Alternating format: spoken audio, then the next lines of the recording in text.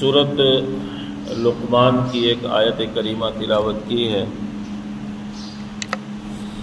اور اس آیت کریمہ میں مفسرین کرام نے لقمان علیہ السلام کی کچھ نصیحتیں نقل فرمائی ہیں، اور لقمان علیہ السلام فرماتے ہیں کہ میں نے اپنی زندگی میں 4000 انبیاء کرام علیہم السلام کی صحبت اختیار کی، 4000، اور میں نے ان کی تعلیمات کو پڑھا، اور میں نے ان کے معمولات کو قریب سے دیکھا، اور میں ان سے فیض یاب ہوا۔ تو فرماتے ہیں کہ 4000 انبیاء کرام علیہم السلام کی جو تعلیمات ہیں، ان تعلیمات کا جو خلاصہ ہے وہ 8 باتیں ہیں۔ 4000 انبیاء کرام علیہم السلام کی تعلیمات کا خلاصہ 8 باتیں ہیں۔ نمبر 1، فرمایا کہ جب تم دسترخوان پر بیٹھو تو اس وقت اپنے پیٹ کی حفاظت کرو، اور دوسرے نمبر پر فرمایا کہ جب تم نماز پڑھو تو اس وقت اپنے دل کی حفاظت کرو، اور تیسرے نمبر پر فرمایا کہ جب تم لوگوں کے درمیان بیٹھو تو اس وقت اپنی زبان کی حفاظت کرو، اور چوتھے نمبر پر فرمایا کہ جب تم کسی کے گھر جاؤ تو اس وقت اپنی نظروں کی حفاظت کرو، اور 5ویں نصیحت فرمائی کہ اللہ تعالیٰ کو ہمیشہ یاد رکھو، اور 6ٹھی نصیحت فرمائی کہ موت کو ہمیشہ یاد رکھو، اور 7ویں نمبر پر فرمایا کہ اگر تم کسی کے ساتھ احسان کرو، اچھا سلوک کرو، تو احسان کر کے یا اچھا سلوک کر کے ہمیشہ کے لیے اس کو بھول جاؤ، اور 8ویں نمبر پر فرمایا کہ اگر تمہارے ساتھ کوئی بد سلوکی کرے، تمہیں تکلیف دے، ایذا دے، تو اس ایذا کو، تکلیف کو بھی ہمیشہ کے لیے بھول جاؤ۔ تو لقمان علیہ السلام فرماتے ہیں کہ 4000 انبیاء کرام علیہم السلام کی تعلیمات کا جو خلاصہ ہے وہ یہ 8 باتیں ہیں۔ تو اس میں پہلی بات فرمایا کہ جب تم دسترخوان پر بیٹھو تو اس وقت اپنے پیٹ کی حفاظت کرو۔ تو اس پر میں عرض کر چکا ہوں کہ اس کا مطلب یہ ہے کہ جب تم دسترخوان کے اوپر بیٹھو تو اس وقت یہ دیکھ لو کہ یہ جو کھانا میں کھا رہا ہوں یہ حلال ہے یا حرام ہے، اور اگر حلال ہے تو پھر بسم اللہ پڑھ کر کھا لو، اور اگر حرام ہے تو پھر اس کو چھوڑ دو، اس کو نہ کھاؤ۔ تو یاد رکھیں کہ جس طرح لقمہ حلال کا کسب، یعنی لقمہ حلال کمانا فرض عین ہے، بالکل اسی طرح لقمہ حرام سے بچنا بھی، رزق حرام سے بچنا بھی فرض عین ہے، لازم ہے۔ اور جب انسان لقمہ حلال کا اہتمام کرتا ہے تو اللہ تعالیٰ اس کو مستجاب الدعوات بنا دیتے ہیں، یعنی ایسا شخص اس کو بنا دیتے ہیں کہ جب بھی وہ کوئی دعا مانگتا ہے تو اللہ تعالیٰ اس کی دعا کو رد نہیں فرماتے، قبول فرما دیتے ہیں۔ حضرت انس بن مالک رضی اللہ تعالی عنہ، جو اللہ کے نبی صلی اللہ علیہ وسلم کے عظیم المرتبت صحابی ہیں، اور اللہ کے نبی صلی اللہ علیہ وسلم کی صحبت میں، خدمت میں، آپ وسلم کی انہوں نے 10 سال خدمت کی، 10 سال وہ اللہ کے نبی صلی اللہ علیہ وسلم کی خدمت میں رہے۔ تو وہ فرماتے ہیں کہ میں نے ایک مرتبہ اللہ کے نبی صلی اللہ علیہ وسلم سے عرض کیا کہ یا رسول اللہ صلی اللہ علیہ وسلم، میرے لیے آپ دعا فرمائیں کہ اللہ تعالیٰ مجھے مستجاب الدعوات بنا دیں، یعنی ایسا بنا دیں کہ میں جب بھی کوئی دعا کروں تو وہ میری دعا قبول ہو جائے۔ تو اللہ کے نبی صلی اللہ علیہ وسلم نے فرمایا، انس تم لقمہ حلال کا اہتمام شروع کر دو، لقمہ حلال کا اہتمام شروع کر دو، اس کو کمانا شروع کر دو، اور پھر خود بھی اپنی اولاد کو اس کو کھلانا شروع کر دو، تو لقمہ حلال کے اہتمام کی وجہ سے جب بھی تم کوئی دعا مانگو گے تو اللہ تعالیٰ تمہاری دعا کو رد نہیں فرمائیں گے، قبول فرما لیں گے۔ تو بہرحال اس نصیحت پر میں پہلے عرض کر چکا ہوں، اور دوسری نصیحت فرمایا کہ جب تم نماز پڑھنے لگو تو اس وقت تم اپنے دل کی حفاظت کرو۔ یہ دوسری نصیحت ہے لقمان علیہ السلام کی۔ کیوں؟ اس لیے کہ نماز جو ہے یہ دین کے اندر اہم ترین عبادت ہے، صرف اہم ترین نہیں بلکہ اہم سے بھی اہم ترین عبادت ہے۔ جتنی بھی عبادات ہیں ان عبادات کا جو سر چشمہ ہے وہ نماز ہے۔ اور یاد رکھیں کہ ایک نماز کا ظاہر ہے اور ایک نماز کا باطن ہے۔ ظاہری طور پر تو یہ ہے کہ ہم نماز پڑھ رہے ہیں، ہم قیام بھی کر رہے ہیں، رکوع بھی کر رہے ہیں، سجدہ بھی کر رہے ہیں، اور اسی طرح جو رٹے رٹے الفاظ ہیں ان الفاظ کو بھی ہم دہرا رہے ہیں۔ یہ تو ظاہر ہے نماز کا۔ اور باطن کیا ہے؟ باطن یہ ہے کہ ہم اس حالت میں، اس انداز میں نماز پڑھیں کہ جیسے اللہ کے نبی صلی اللہ علیہ وسلم نے فرمایا کہ تم نماز اس انداز میں پڑھو کہ تم اللہ تعالیٰ کو دیکھ رہے ہو۔ پھر فرمایا کہ اگر یہ انداز تم اختیار نہیں کر سکتے تو پھر تم دوسرا انداز یہ اختیار کر لو کہ یہ تصور کر لو کہ اللہ تعالیٰ تمہیں دیکھ رہا ہے۔ تو یہ نماز کا باطن ہے۔ اور یاد رکھیں کہ نماز ایک ایسی عبادت ہے کہ اللہ تعالیٰ نے نماز کے اندر تمام عبادتوں کی شانوں کو جمع فرما دیا ہے۔ جتنی بھی عبادات ہیں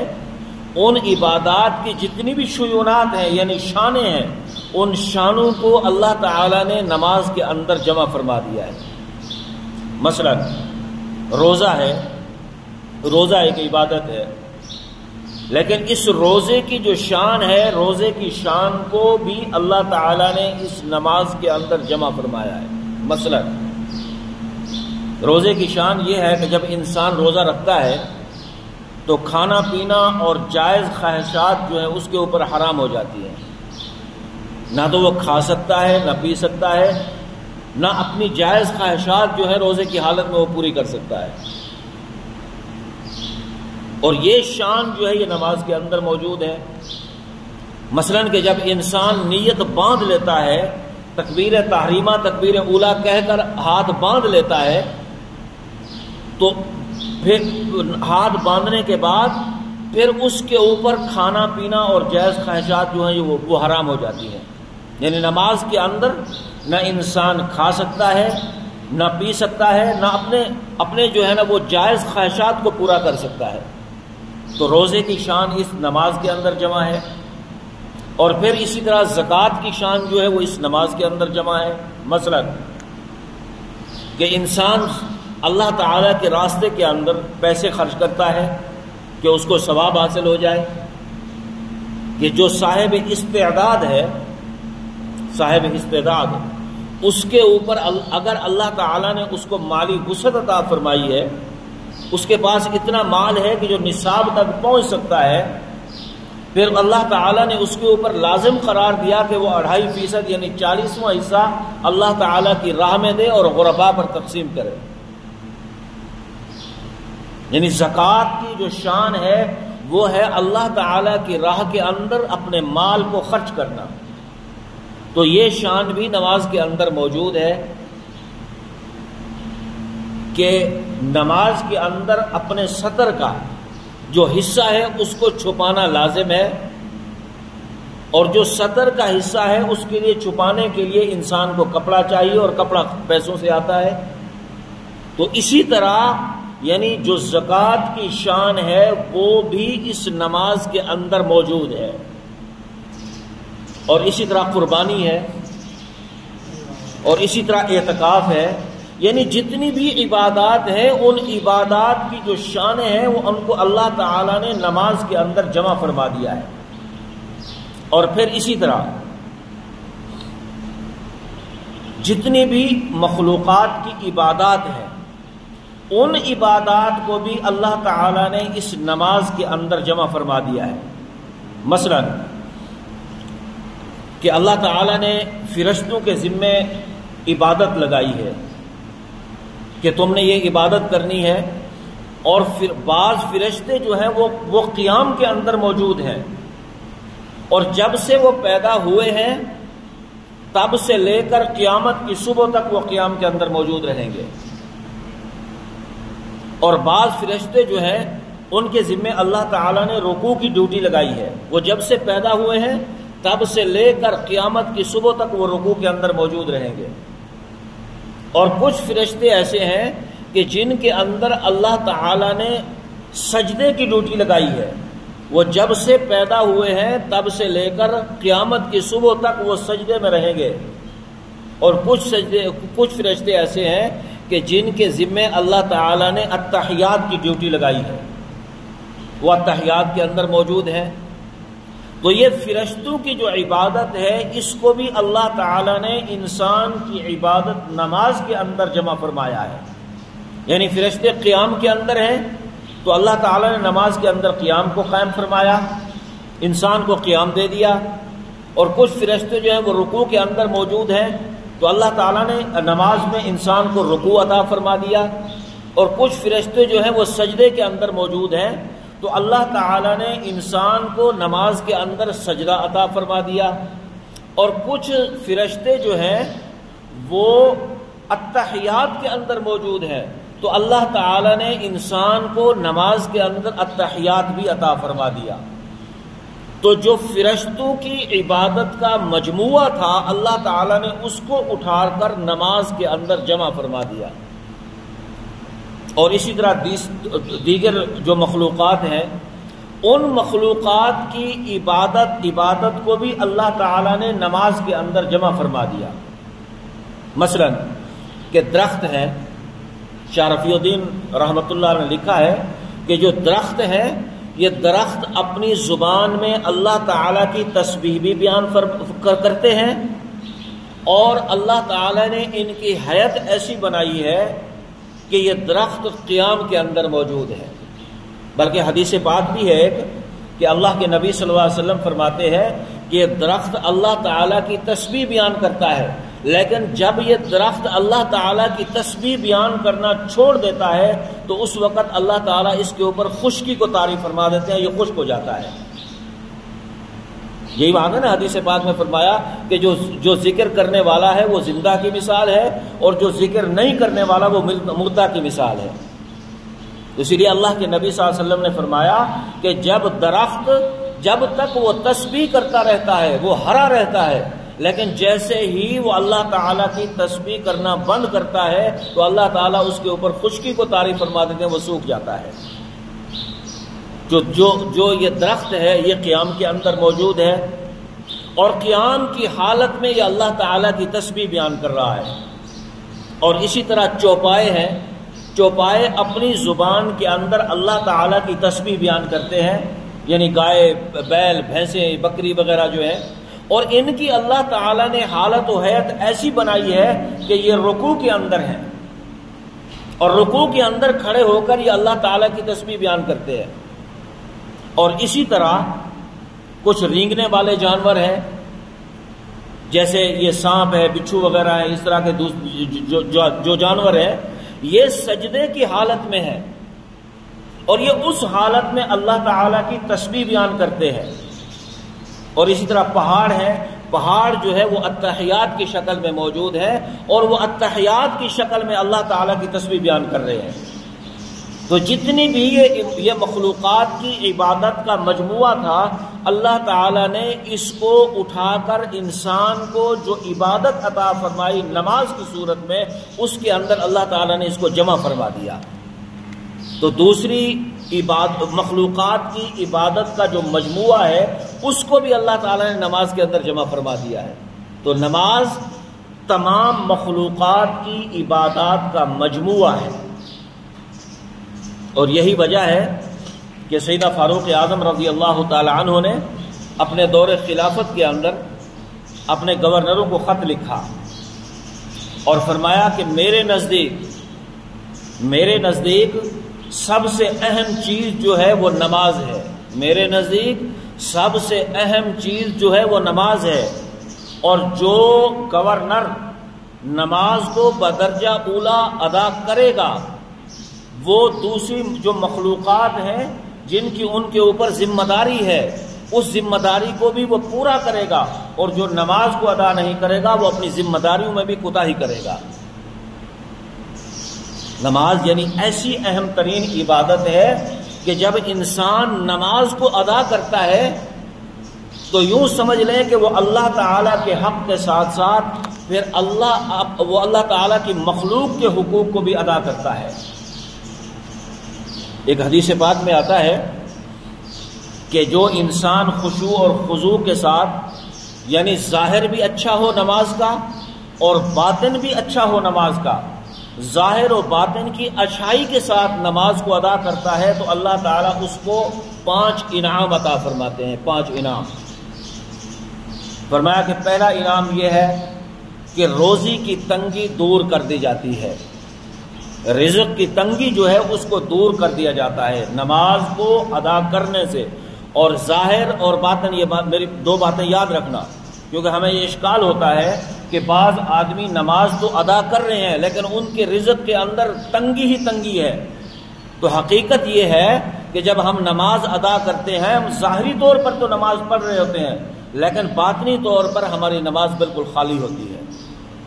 باقی بس ایک بٹن دبا دیا اور سوئچ آن ہو گیا اور اب ہماری جو زبان ہے وہ چل رہی ہے، ہمیں کچھ پتہ نہیں ہے کہ ہم کیا پڑھ رہے ہیں اور کیا کہہ رہے ہیں، ہم کیا مناجات کر رہے ہیں، کیا کچھ اللہ تعالیٰ سے ہم مانگ رہے ہیں، ہمیں کچھ پتہ نہیں ہوتا۔ وہ رٹے رٹائے الفاظ ہیں، سورت فاتحہ ہے وہ رٹی ہوئی ہے، اور ایک سورت ہم نے یاد کر رکھی ہے قل هو اللہ احد، وہ رٹی ہوئی ہے، بس وہ قل هو اللہ احد بھی پڑھ رہے ہیں رٹی رٹائی سورت، اور سورت جو فاتحہ ہے وہ بھی ہم پڑھ رہے ہیں۔ اور یاد رکھیں یہ نماز نہیں ہے کہ جب تک نماز کا باطن ٹھیک نہ ہو۔ باطن کیا ہے؟ میں نے یہ عرض کیا کہ اللہ کے نبی صلی اللہ علیہ وسلم نے فرمایا ہے باطن یہ ہے کہ تم ایسے نماز پڑھو کہ تم اللہ تعالیٰ کو دیکھ رہے ہو۔ اگر یہ کیفیت پیدا نہیں کر سکتے تو پھر تم ایسے نماز پڑھو گویا کہ اللہ تعالیٰ تمہیں دیکھ رہا ہے، یہ نماز کا باطن ہے۔ تو فرمایا کہ جب انسان